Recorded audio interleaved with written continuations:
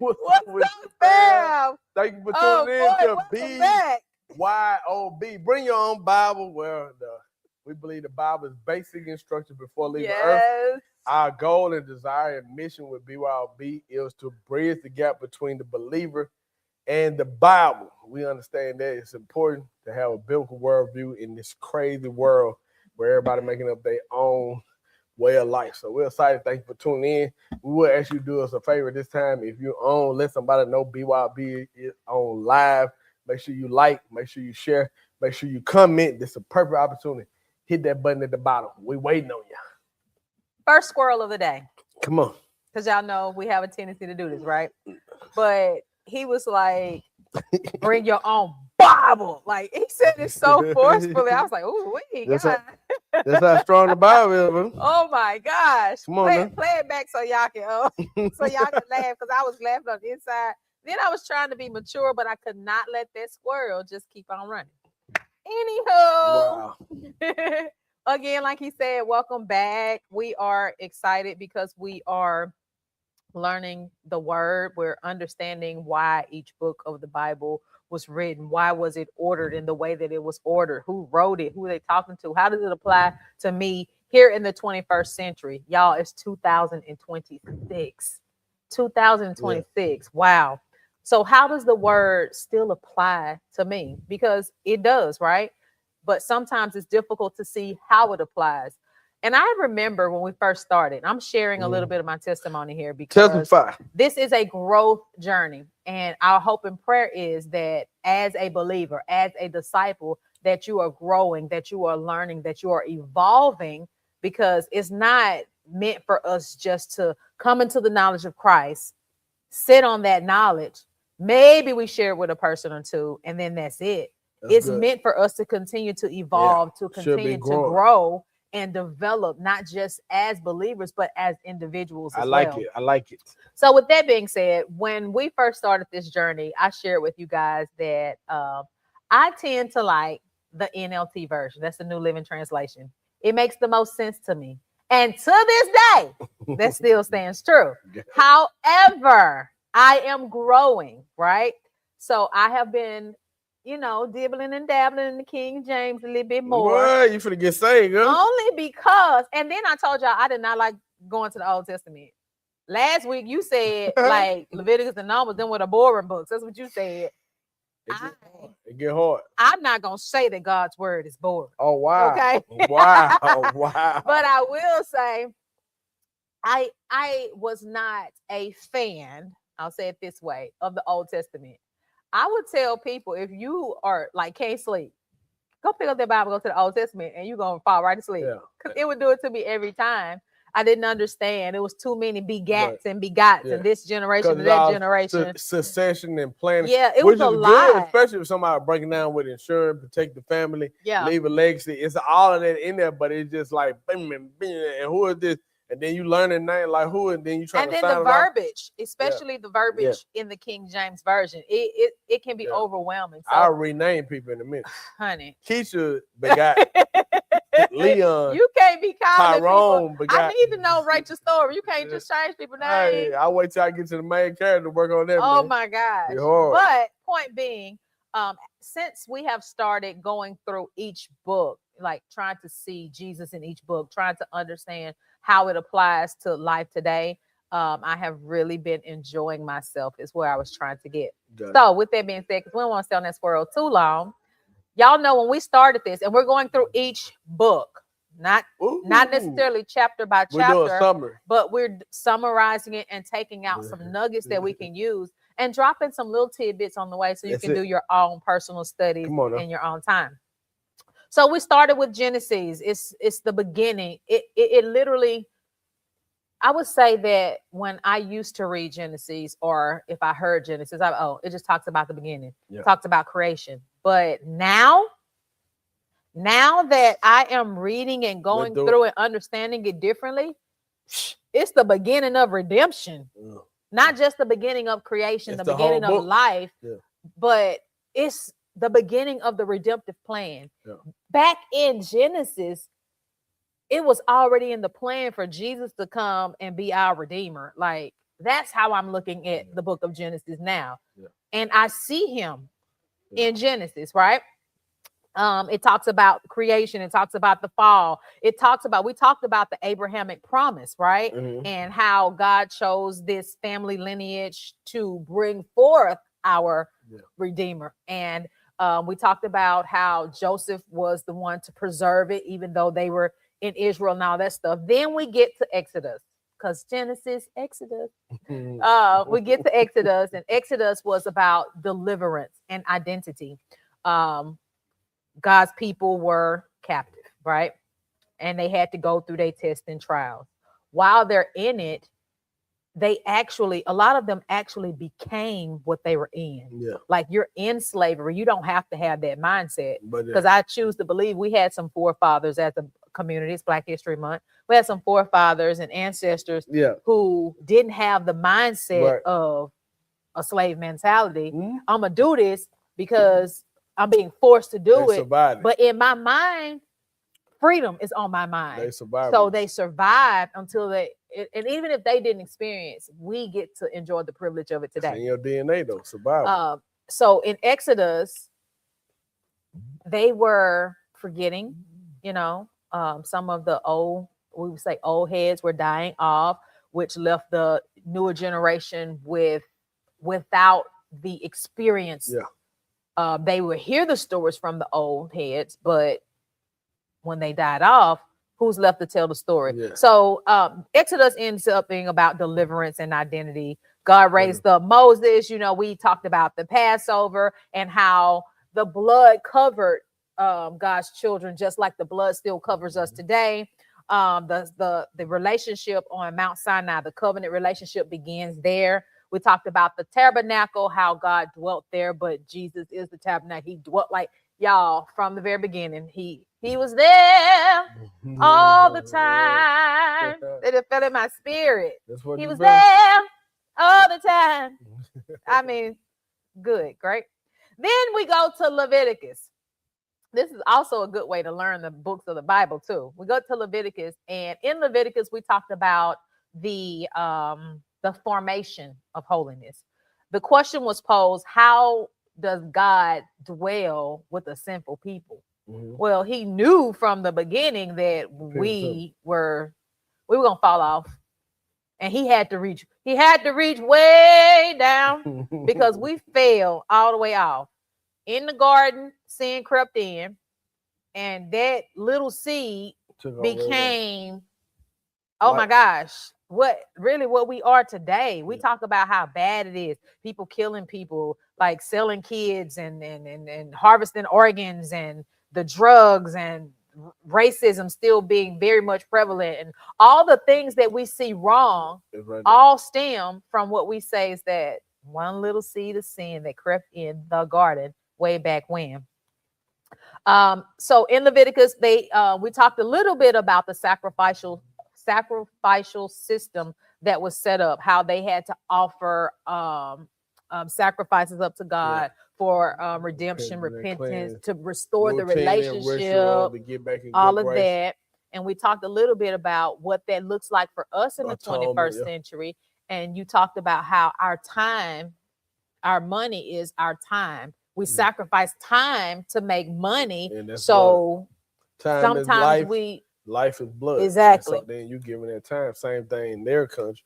In their time frame, their currency would have been a lamb, or their currency would have been wheat and barley. So they bring in something that they spent their time to earn and have.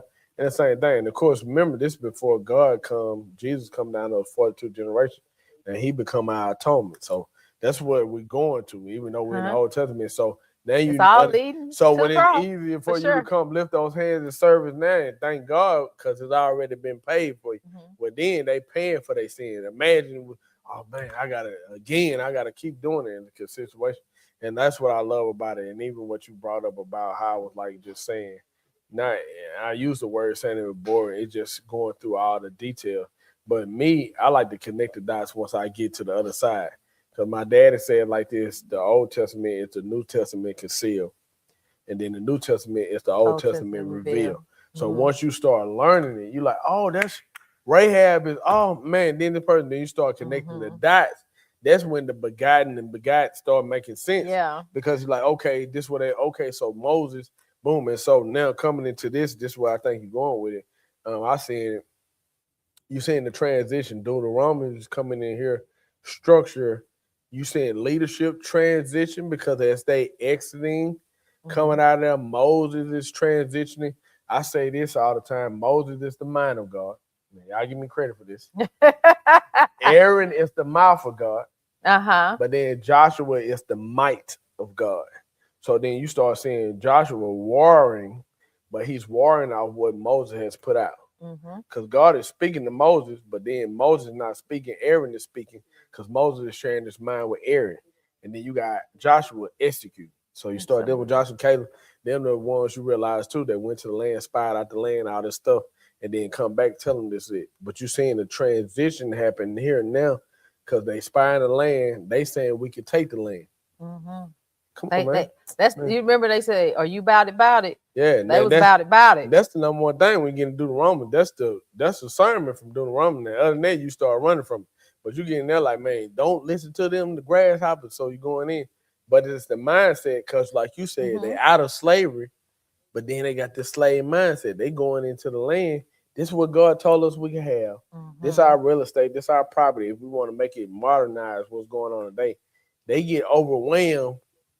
Oh, they see us as nobody said that. You're making this assumption and you're projecting your fears, and then that's what they came and did, projected. Then I always say this as a leader, it's really on Moses because nobody asked you to assess the land. What I'm assessing what God told me. He said this is. So if he said it, I should be just execute. Okay, if he said it, let me figure out how to execute. But what he did, he went for validation.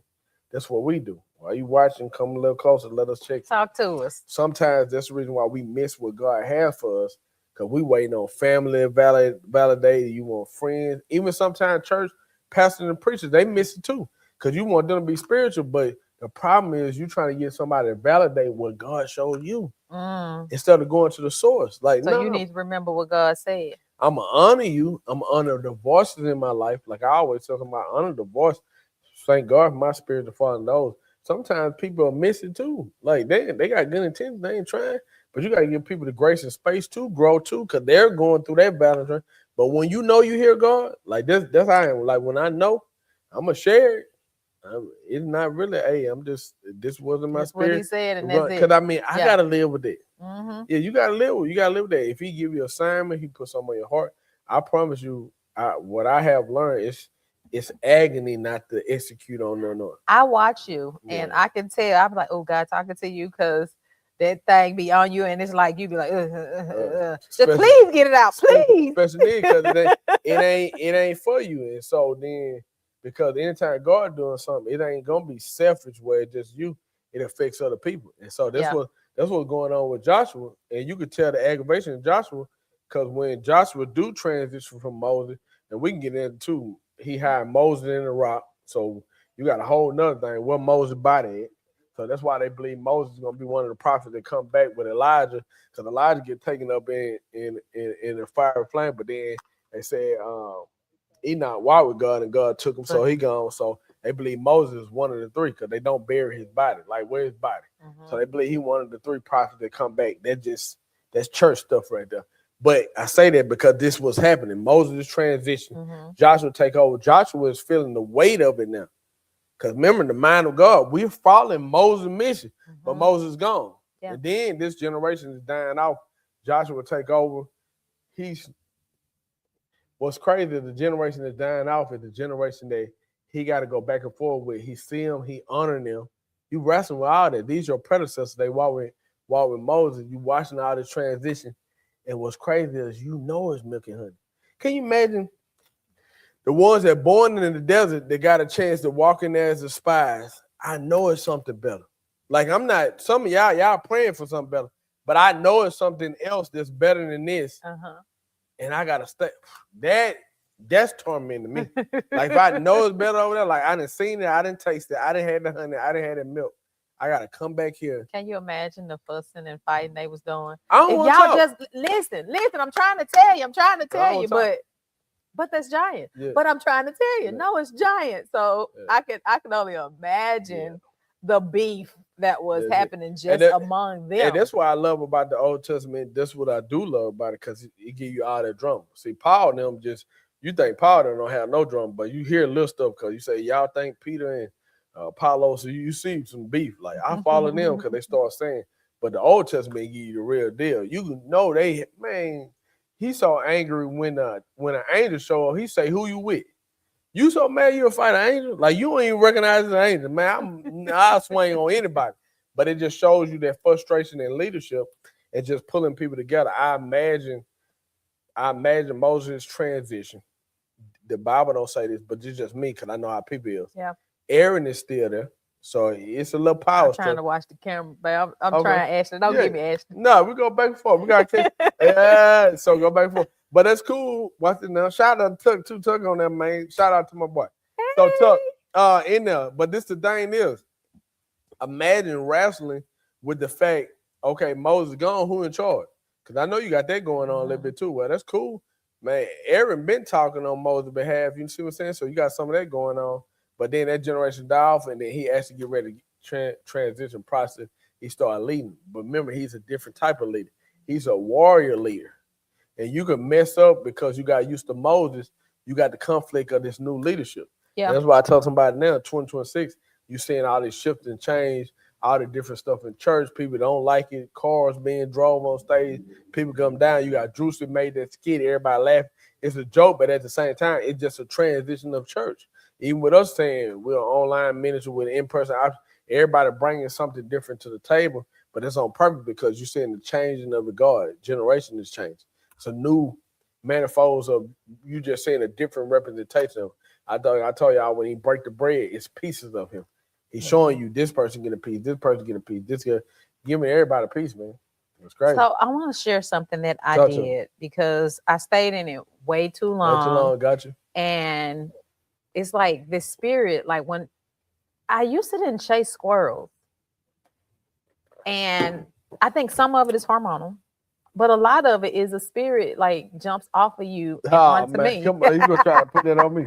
Yes, the spirit jumps off of him and onto me. So now it's become a thing where I chase these squirrels now. You squirrely, huh? Like, oh my gosh. But I went on this little chase and I was like, you know what? Because Deuteronomy is one of those words that for some just don't easily roll off. I think you have to kind of take your time and get it out right if you're going to pronounce it right. Make it make sense. So I'm saying Deuteronomy, and then y'all in my mind, I was like, dang, did I say that right? And I was like, Deuteronomy. So then I'm spelling it, breaking it up into syllables. I said, I wonder what Deuteronomy means. Because I never really just go through each book and say, what does this book mean? What does this book mean? Never did that. But I just said Deuteronomy so many times. I'm like, what does it mean? So, okay, it means second law. So now I'm like, second law? When did the law ever change? So now I'm chasing this other squirrel trying to figure out when did the law change? Moses came down with the Ten Commandments and all that stuff. They established their laws. They established how they were, hey, honor God. Here's what we have to do. These are non-negotiables, right? Mm-hmm. So I'm like, but when did it change? So I'm reading and I'm researching, and it's okay. It's called the second law, not because it changed. It didn't change. But as we say, old heads were dying off, those children who were born in the wilderness and who were begat from those who were born in the wilderness, they don't remember the God of their forefathers, right? They don't know the experience. They don't really know these stories. So in Deuteronomy, the second law, it's not that it's new, but it's a retelling, and it's a deep application of the laws that we're giving on Mount Sinai. So it's all about remembering. Hence, if you look at the backdrop, it says Deuteronomy, and not that Deuteronomy itself means remember, but this is the lesson I got from the book of Deuteronomy. It's our job to remember. So I went on another chase. Come on now. Because I was like, okay, I can't. This is how I end up on this chase. Let me first tell you this. So after I was like, okay, Deuteronomy, second law, okay, there isn't a new law, but they need to remember the old law. I was like, how am I see Jesus in this? Because I don't want to go chasing this squirrel if at the end of this lesson, I can't tell people how I see Jesus, because I want to tell you how I see him, right?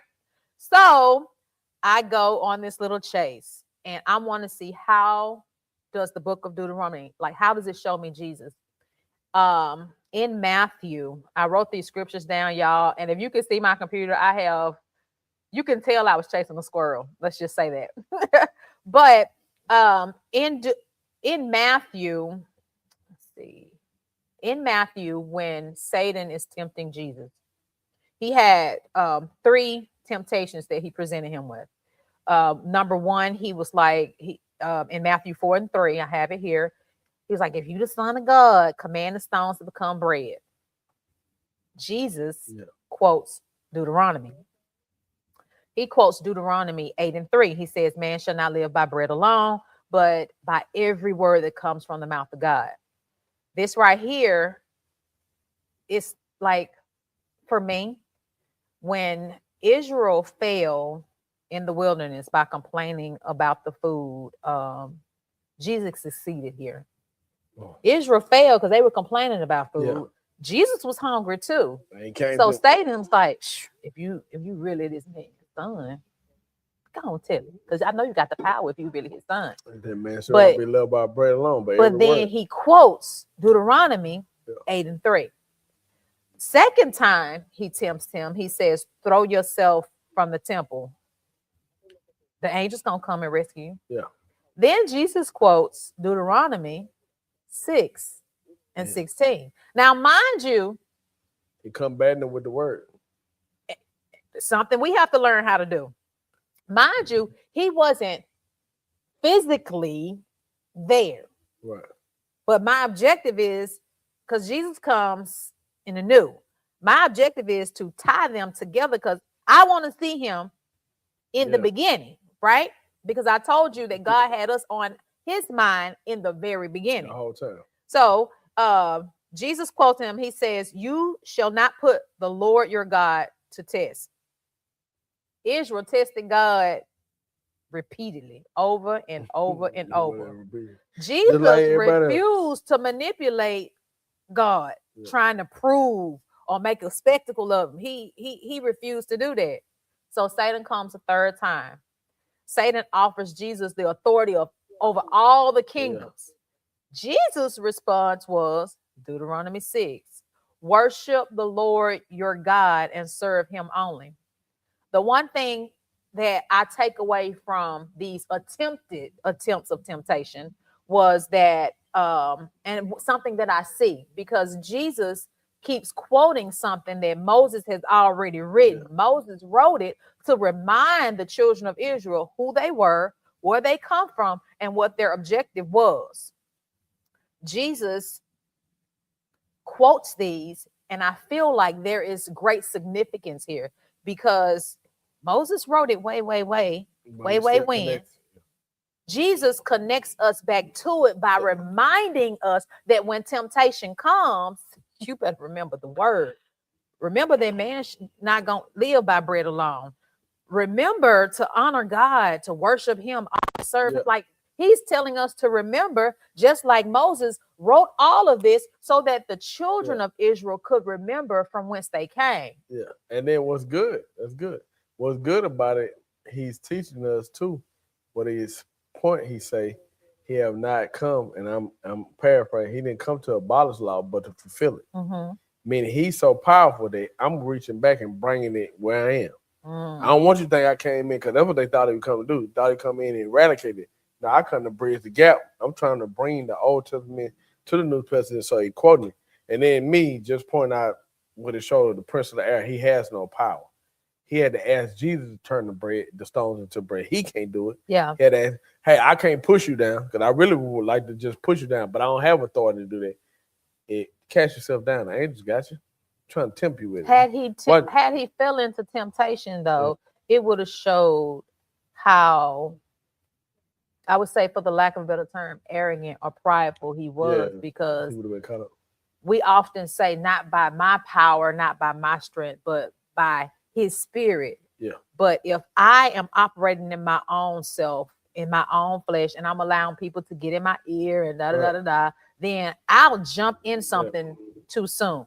I'll leave something too soon. I'll move too fast, and then God doesn't get the glory because now I have intervened and I done messed it up. Everything about him. But do know he did say, when he said elevate him. That's the only thing that Satan had power to do. So they show you they got influence over the powers of the air and position and policy and politics and all that stuff. We can get into that. But what had me like, man, that's so crazy because, like you said, it's every little picture in the Bible. It's just a big picture that's behind it that he's showing himself the whole time. And if you do your homework, because that's what I'm loving. He's showing me. You just did homework. That's homework because he quoting the law. It reminds me of dealing with people. Homework requires, obviously, chasing squirrels. When people be saying, I know the law. I know what you can do. I know my rights. No, you don't. You don't know what you're talking about. But what Jesus did when Satan attacked him, man, I know my rights. Man should not live by. I don't have time to go read that. They got to be in there. Yeah. So that let us know he giving us an example in life in order to survive conflict and tension that the enemy bring. I gotta have something in me. I ain't gonna have time to go, hey, let me Google what. No, I might not know the whole thing, but I know enough to fight you back. Yeah. You were talking earlier about the difference between the brotherly love and then the eros and agape and all of that stuff. And as you were talking about lust and stuff, that temptation, lust, they are identical twins, if you ask me. But when Jesus was, or when Satan was attempting to tempt Jesus, he refused that. And he showed us how he used the word to refuse and refute that. Yeah. And that's something that we have to learn how to do. And I know that our temptations and our lusts are different from what Satan was tempting him with, but it establishes a principle. It sets a precedent. It gives us a blueprint of how we should respond. Maybe it ain't that you're hungry. Maybe you are. Yeah. And maybe it's not physical hunger. Maybe you got a sexual appetite. What? And you need some help. Help him, Lord. What's she doing? You can't live by sex alone. I don't know. Oh, wow. But I'm saying apply it to your situation. Came out. God, don't do that. Don't do that. Now we out here talking to the people and don't act like that. Come on now. Let the Lord use But maybe you should take it and apply it to your situation and see how God moves and works for you, because his word is still the living word. And if he did it then, if he can open doors and make ways and you can say the word back to him, then you can still do the same thing now. But something I want to bring up that I noticed as I was chasing these squirrels, because I'm thinking, I'm like, okay, I try to picture myself as like not necessarily with the children of Israel experiencing their stuff, but maybe kind of hovering over, watching, like, dang, how y'all? I mean, he departed the sea for y'all, the passed over the lamb. Come on, y'all. So I'm trying to experience it from a different lens. And as I'm thinking about it, I'm reading through, I'm looking, and I'm thinking about us here in the 21st century. I realized that faith is one generation away from extinction. No, from extinction. Like, y'all know how dinosaurs are extinct. For the people in the bag. Y'all be saying it, and everybody ain't hearing impaired. Okay, y'all know how dinosaurs are extinct. There are some who believe that they didn't exist. It's like a fairy tale. It's just something that was in a movie. Like they think people made it up. Yeah. Kind of like Big Bang Theory. That's not my battle to fight. The point I'm trying to make is that the knowledge of things, if that knowledge is not passed on, if it's not shared with a certain passion and a certain reverence, then it becomes extinct. You gotta train it. And that's how our faith is, which is why Moses wrote Deuteronomy, Because Moses knew his days was numbered. He wasn't gonna make it. He knew. It's a transition too. So when I transition, when I leave, I want to leave you with these principles. I want to leave you with some markers to help you remember. We gotta teach people to remember. And then when you remember, then you teach it. I need you to remember and then you teach it. Yeah. That's what I got from the book of Deuteronomy. And but on that, and then watch what's going on. You got Moses somewhere in the plains of Moab. You're not gonna get a chance to experience it, but I'm gonna let you peekaboo in there. That was one of the most peekaboo. Man. That was one of the most devastating things to me. Like, man, that man gave up Egypt. I was good. I'm in the Pharaoh house. I'm next up. I ain't gotta worry about nothing. I'm eating good. I give up all this. Sacrifices, go in the wilderness. Now you meet your old lady. I'm gonna give you that. That's cool. But then you gotta go. You don't get a chance to do that. You gotta go do all this. Then you don't really get the quality time with your kids, your stuff like this. Because the agony of the anointing is just on then you get frustrated. You have a bad day, which everybody get a chance to do. Your bad day turn into you can't go. But them, they building all kind of false god dancing. Too much is given. Man, bro, let them. And then you got dirty. You want to let me see it? You can't get it though. So boom, that happened. Joshua take over, and this is what I was trying to get to. I be going crazy. What's crazy is they go from a nomadic people to nation building. So you're dealing with people that used to. Now we got to try to be planted stability, consistency, so we can build something. We got the laws. We finally made it to the place that we've been saying we're gonna go to. We didn't wander around. We finally here now. Now it's time to build. Me, I feel like this, and every generation probably go through that. You feel like you are the Joshua now. I feel like we there. That's our generation. We were our parents and prayed about. Hey, be in a better place, live in a better area, have more, do more. Black History Month. We're not suffering. Majority. Some are suffering our own way, but just the way as a group of people, you're a long ways away from your ancestors. For sure. And so with that being said, I feel like we are the Joshua. This is our opportunity, this is our time. Some of us being stagnant, some of us not executing, some of us still nomadic instead of building. And I know that's what got to be going on. Imagine trying to talk to people. Come on, man, y'all got to settle down. We ain't used to doing that. I'm waiting on manner. Man, come on now. We gotta structure this. You waiting on it to be given to you. Come on now. You ain't Moses. Who you think you gotta deal with all that? You know, I remember Joshua, I remember when we was, see what I'm saying? I remember, but now you're trying to add up. When. So you got all this going on and understand now the whole part of trying to build a nation, a civilization that under worship, that under laws, that under the rules, what we building on, this structure, this is finally came here. You in the dream, but now the dream requires you to work. And I think that's where most people at in life. You're dreaming, you got goals, you're anticipating, you finally at the point where you can grab something. But in your mind, I guess you thought you just gonna walk into it. No, we here, baby, but you gotta work. Yeah. It's a land flowing and make honey, but there's gonna be some work to get it. You gotta slay some giants. It's time to fight. I ain't know all that. I'm thinking the dream, just the dream. Nuh-uh. Dream require determination that you might be disciplined enough to achieve it. Yeah. You're gonna have to go through that. And I don't think that's talked about enough. We selling in church.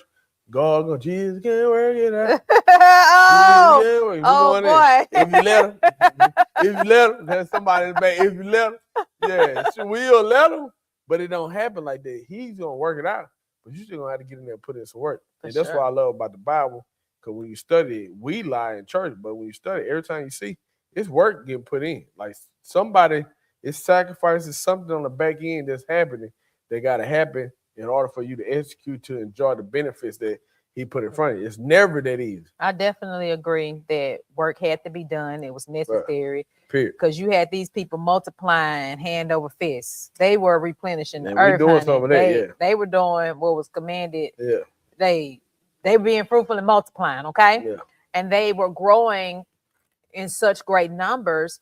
They themselves, like they go from being, I get like you said, nomad people, like they become a nation. Yeah.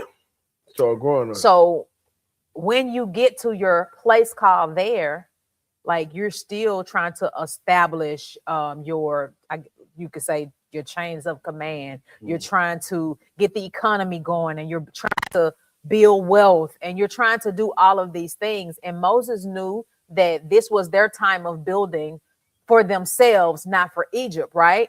And as you're building, sometimes you get a little notoriety. Sometimes you get popular, or like you're starting to build wealth, and you're seeing things work out, and you're experiencing the overflow that you created for someone else. Yeah. Moses knew that it was too easy for them to get the big head. It was too easy for them to lose their identity. It was too easy for them to fall into a prideful self. So hence he wrote the book of Deuteronomy. And something that I noticed here is that Moses is teaching us and showing us that remembering is not just share this story with me. Yeah. Let's go down memory lane. But it's more of a covenant survival strategy that he's showing us. Because at the end of the day, more than anything, the covenant that we have established with the Lord is the most important thing. The main thing. So he's trying to show us and teach us in the book of Deuteronomy how we survive. How do we keep this thing going? He understood that the greatest enemy was not them giants. The greatest enemy, it wasn't. It was spiritual amnesia, because they were forgetting. Yeah. As the old people were dying off, the young people working, like you said, they working, they putting in the work, they getting things done, and it is so easy. To this day, we still do this. You get so caught up in your day-to-day. You go to work, you get off work, you pick up the kids, you cook dinner. You might go to the gym. You might have to go to a business meeting. You might have to go to church, go do something else here and there. Then by the time you get home, now it's time to go to sleep. So I haven't spent time with the kids telling them about the goodness of Jesus. Haven't spent time telling them about Bible stories or anything that helps them to establish their own relationship so they understand the covenant. And it just keeps repeating itself and happening over and over, which is why I stayed on this whole remember. I remember when. Y'all know the song. But there were 14, and it's like I'm moving fast, but I see I have a little bit of time. There were 14 sermons that Moses did, because I told you I was on this squirrel chasing it down. If you know me, you know that my bedtime is 9 o'clock. It's like I cannot help it. My body on a dot. My body's just on a timer. It's like the battery, somebody takes a battery out.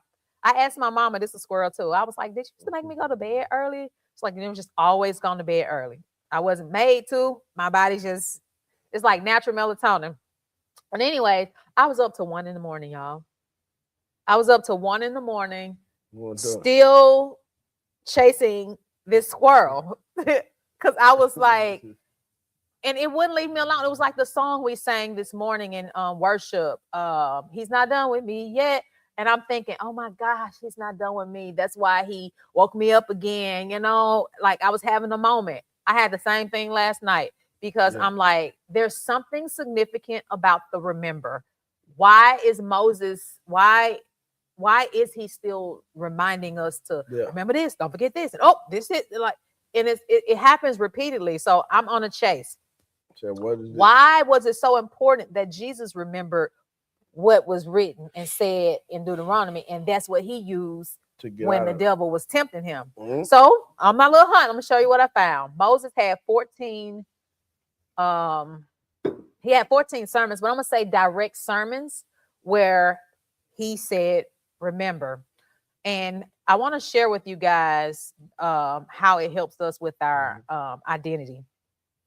So we can put this in the chat a little bit later, but I'm gonna run these down to you. Deuteronomy 5 and 15, Deuteronomy 7 and 18, Deuteronomy 8 and 2, Deuteronomy 8 and 18, Deuteronomy 9 and 7, Deuteronomy 9 and 27. I wrote them all down because I was like, okay, come on, look, and it was 2 more that said remembrance, and you could say remember, so it could be 16, but I want to stay with the word remember. So Deuteronomy 15:15, Deuteronomy 16:3, Deuteronomy 16:12, Deuteronomy 24:9, Deuteronomy 24:18, Deuteronomy 24:22, Deuteronomy 25:17, Deuteronomy 32:7.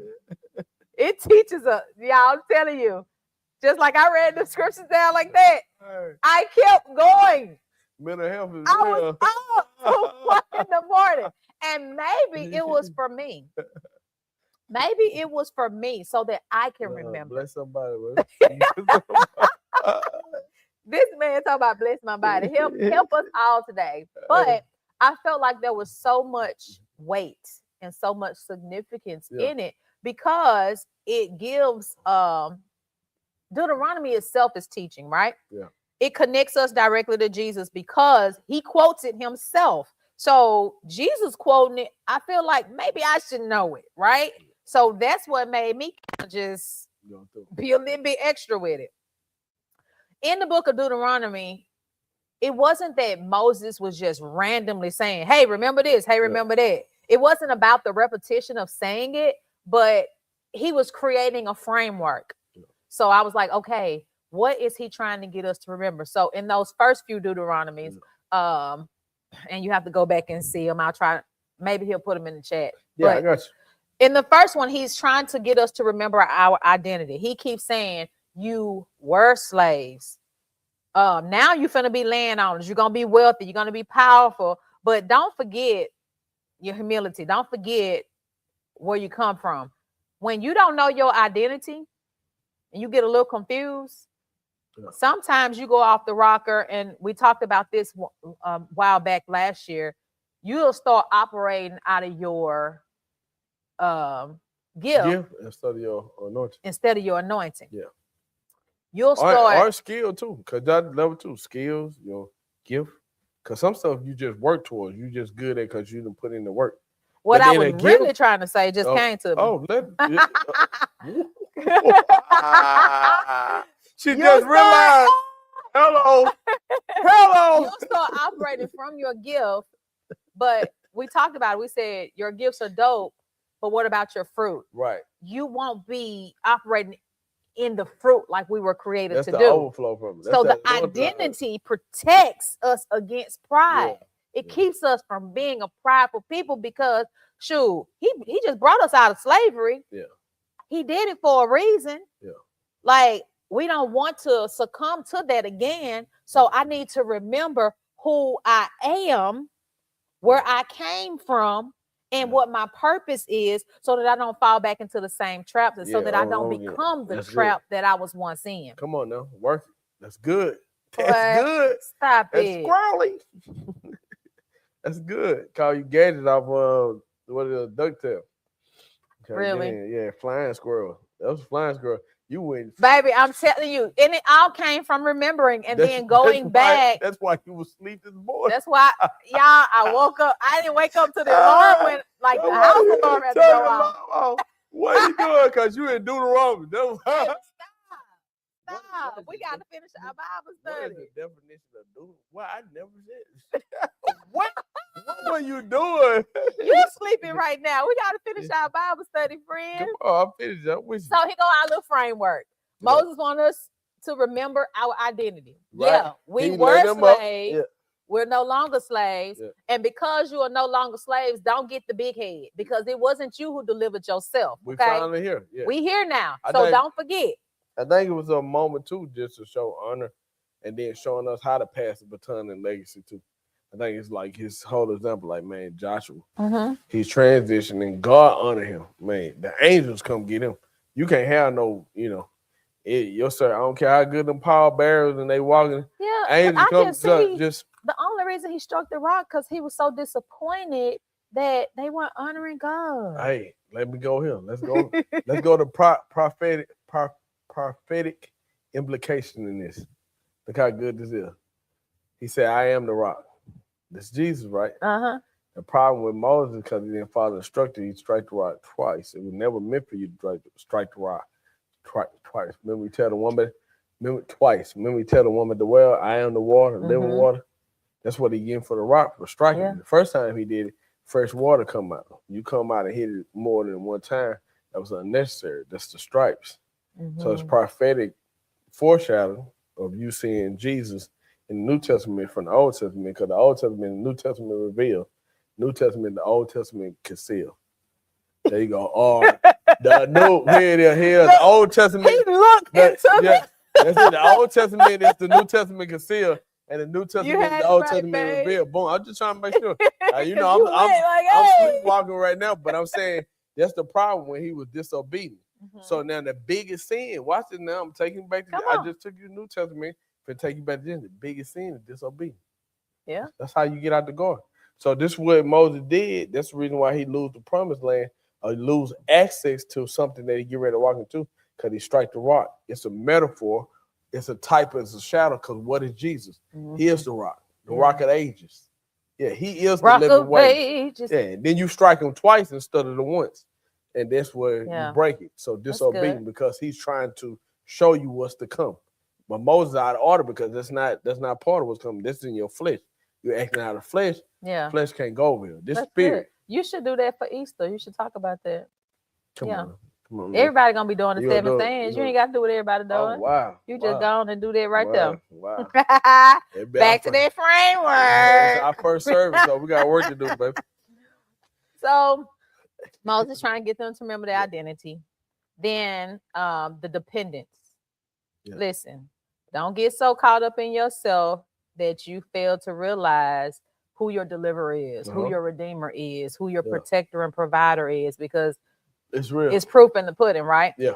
And the dependence protects against self-sufficiency. Mm-hmm.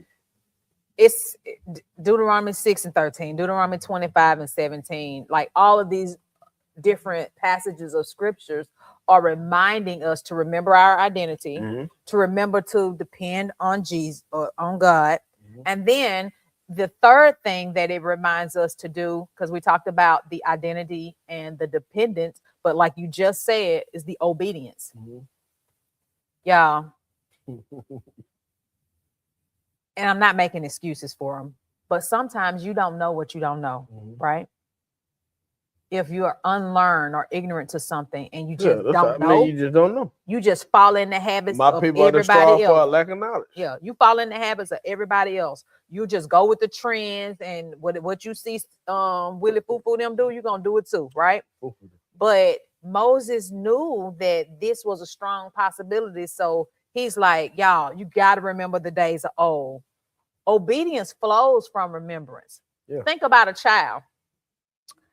When they little babies and you go to touch their outlet, and I don't know, it's like all little babies, they drawn to them for some reason. It's on their level. You go to it, that could very well be it, but it's something different. They go to it, you pop their hand at one time. That's a no-no. You expect them to remember so that they don't do it again. Yeah, it's safety in there.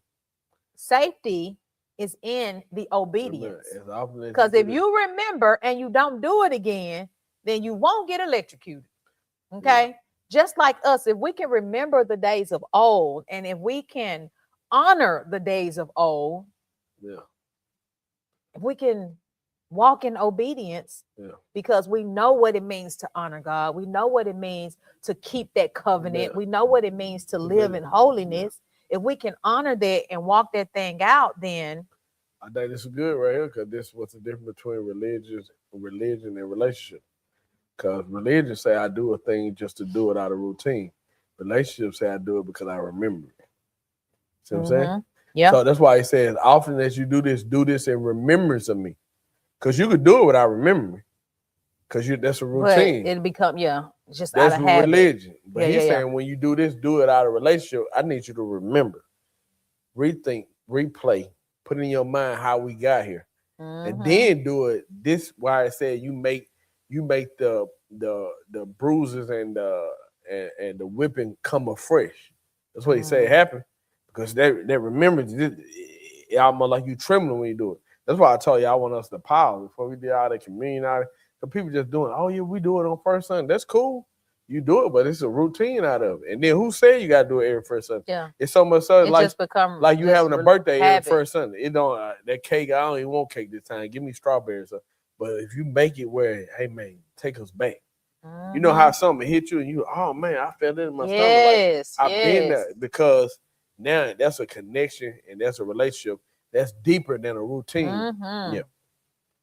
So what it is.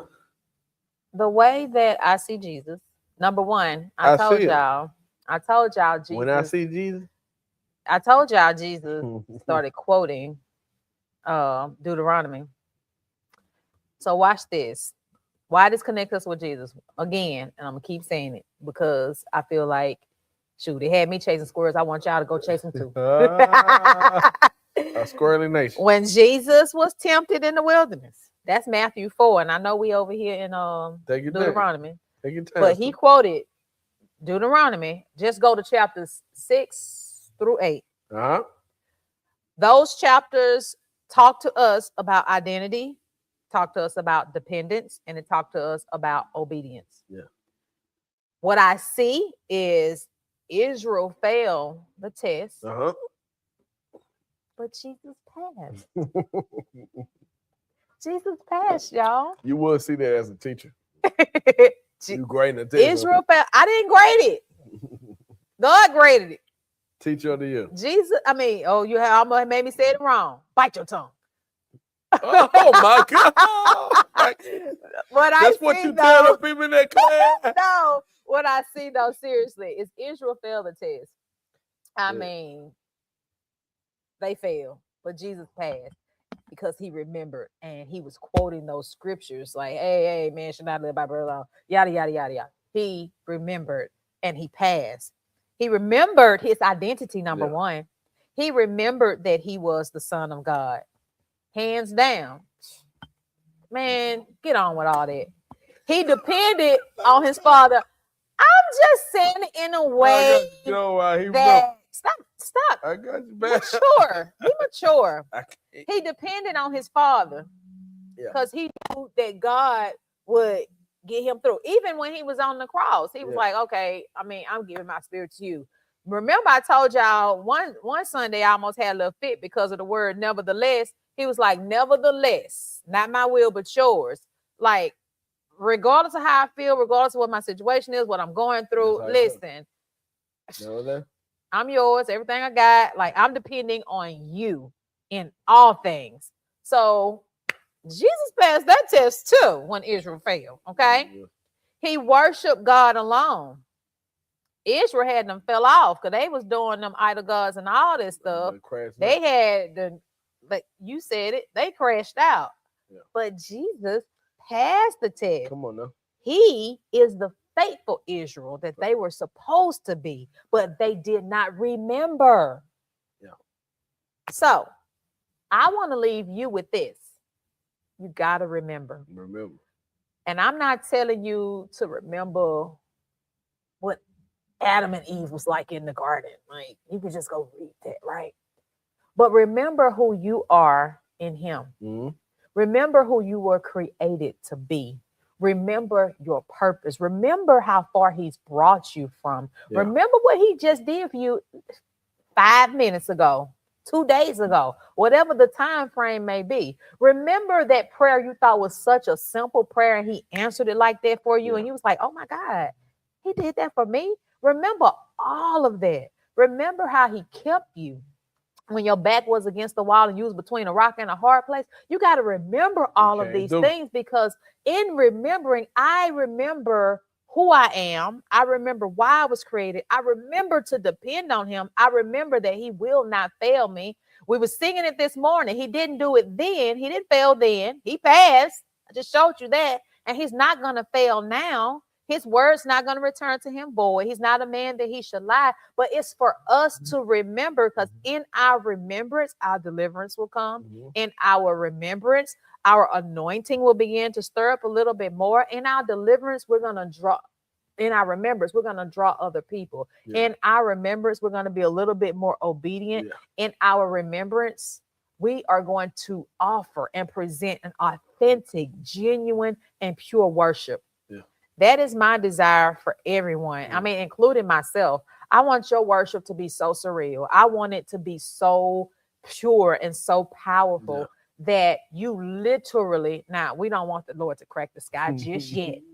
But with your spiritual eyes, come get you, bro. With your spiritual eyes, I want you to see the heavens open on your behalf, all because you remembered enough to just remain obedient. You remembered enough to just depend on him. We sing this song, I'm leaning on you, Lord, I'm depending on you, all of that. But are you really, though?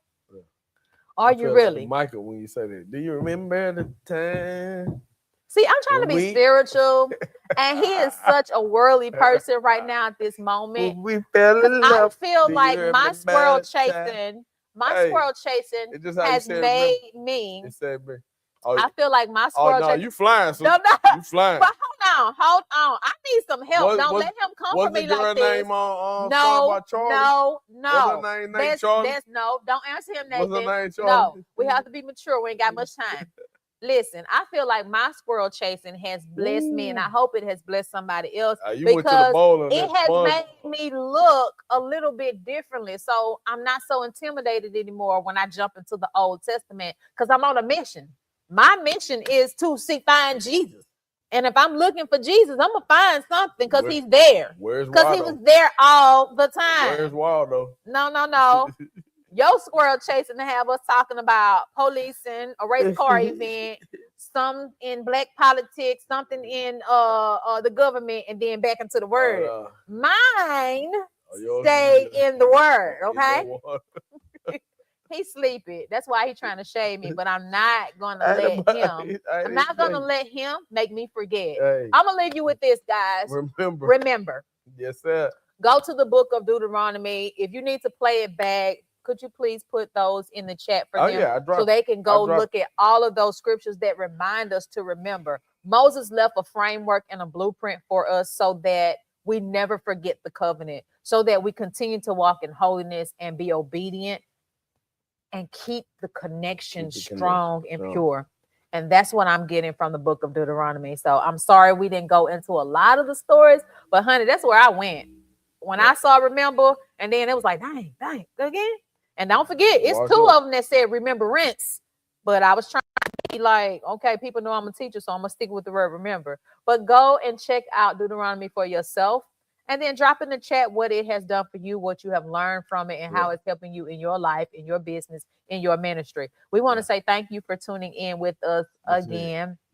Even though he was being so immature. Oh, not at all. So immature. Yeah.